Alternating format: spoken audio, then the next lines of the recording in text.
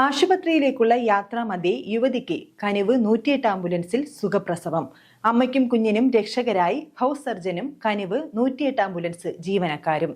പാലക്കാട് തത്തമംഗലം സ്വദേശിനിയായ 33 വയസ്സുകാരിയാണ് ആംബുലൻസിൽ ആൺകുഞ്ഞിന് ജന്മം നൽകിയത്. വ്യാഴാഴ്ച ഉച്ചയ്ക്ക് 1:30 സംഭവം.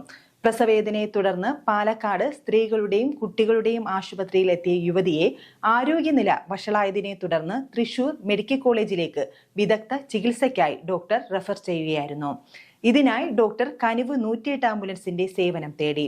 തുടർന്ന് പാലക്കാട് ജില്ലാ ആശുപത്രിയിലെ Kanivu 108 ambulance pilot Deepu, emergency medical technician Binsi എന്നിവർ സ്ഥലത്തെത്തി യുവതിയുമായി തൃശൂർ മെഡിക്കൽ കോളേജിലേക്ക് യാത്ര തിരിച്ചു. ഇവർക്ക് സഹായമൊരുക്കാൻ ഹൗസ് സർജൻ ലക്ഷ്മിയും ആംബുലൻസിൽ രോഗിയെ അനുഗമിച്ചു. ആംബുലൻസ് മണപ്പുള്ളിക്കാവ് എത്തുമ്പോഴേക്കും യുവതിയുടെ ആരോഗ്യനില വഷളാവുകയും തുടർന്ന് ഡോക്ടർ ലക്ഷ്മിയുടെയും എമർജൻസി മെഡിക്കൽ ടെക്നീഷ്യൻ ബിൻസിയുടെയും പരിചരണത്തിൽ യുവതി കുഞ്ഞിന് ജന്മം നൽകുകയായിരുന്നു.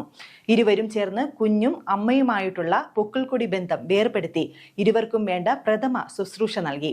തുടർന്ന് ആംബുലൻസ് പൈലറ്റ് ദീപു ഇരുവരെയും തൃശൂർ മെഡിക്കൽ കോളേജിൽ എത്തിച്ചു. അമ്മയും കുഞ്ഞും സുഖമായി ഇരിക്കുന്നതായി ബന്ധുക്കൾ അറിയിച്ചു.